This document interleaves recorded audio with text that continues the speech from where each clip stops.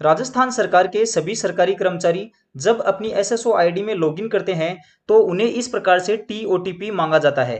लेकिन अगर किसी अधिकारी की एसएसओ आईडी को उसके अलग अलग कर्मचारियों द्वारा एक्सेस किया जाता है तो उन्हें हर समय ओटीपी डालना पड़ता है। ऐसी स्थिति में अधिकारी को भी समस्या होती है और उन कर्मचारियों को भी समस्या का सामना करना पड़ता है। इस समस्या से निजात पाने के लिए हम आपको एक सुरक्षित तरीका बताएंगे जिसके माध्यम से आप बिना अधिकारी को टीओटीपी पूछे डायरेक्ट एसएसओ आईडी में लॉगिन कर सकेंगे। और राजस्थान सरकार ने भी सुरक्षित रहने के लिए ही इस प्रकार की टीओटीपी सुविधा का उपयोग सभी एसएसओ आईडी में दिया है। आप बिना अपने अधिकारी को टीओटीपी पूछे कैसे लॉगिन कर सकेंगे, इसके लिए स्टेप बाय स्टेप सारी प्रक्रिया हम आपको बताएंगे। इससे पहले अगर आपने हमारे चैनल को सब्सक्राइब नहीं किया है तो इसे सब्सक्राइब जरूर कर लें। इसके लिए सबसे पहले आपको गूगल ओपन करना होगा और गूगल में सर्च करना होगा ऑथेंटिकेटर ऐप एक्सटेंशन क्रोम। और फिर जो सबसे पहली वेबसाइट है, यहाँ ध्यान रखना, authenticator.cc, इसे आपको ओपन करना है और फिर ऐड टू क्रोम इसे करना है। तो यह एक्सटेंशन है वो आपका क्रोम में ऐड हो जाएगा। यहाँ ध्यान रखना है आपको कि यहाँ पर जो आपकी ईमेल आईडी होगी वह आपके ऑफिस की जीमेल आईडी होनी चाहिए। उस जीमेल आईडी में आपका यह एक्सटेंशन है वो यहाँ पर आपको दिखाई देगा।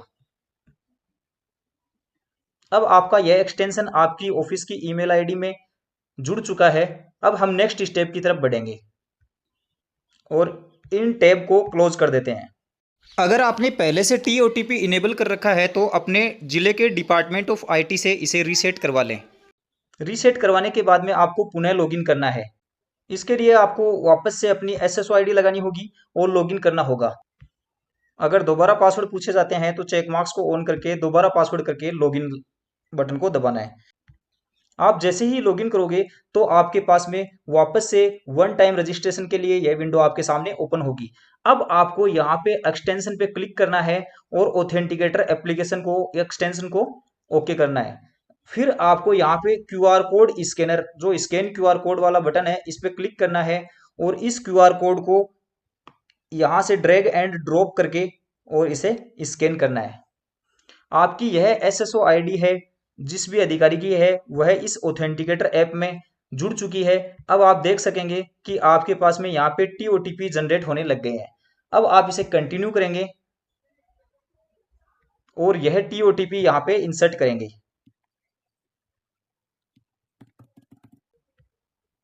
और टीओटीपी मानने पे क्लिक करेंगे तो आपका रजिस्ट्रेशन सक्सेसफुली हो चुका है और आपकी एसएसओ आईडी खुल चुकी है। अब जिस जिस कर्मचारी को टीओटीपी की आवश्यकता है वह अपने कंप्यूटर के क्रोम ब्राउजर में इस ईमेल आईडी से लॉगिन होंगे और उनके एक्सटेंशन में अपने आप ऑथेंटिकेटर एक्सटेंशन जुड़ जाएगा। और जब भी उसको टीओटीपी की जरूरत होगी तो इस एक्सटेंशन पे क्लिक करेगा तो आपको यहाँ पे टीओटीपी दिखाई देंगे। इस प्रकार एक ही ईमेल आईडी से सभी कर्मचारी बिना अधिकारी को टीओटीपी पूछे लॉगिन कर सकते हैं।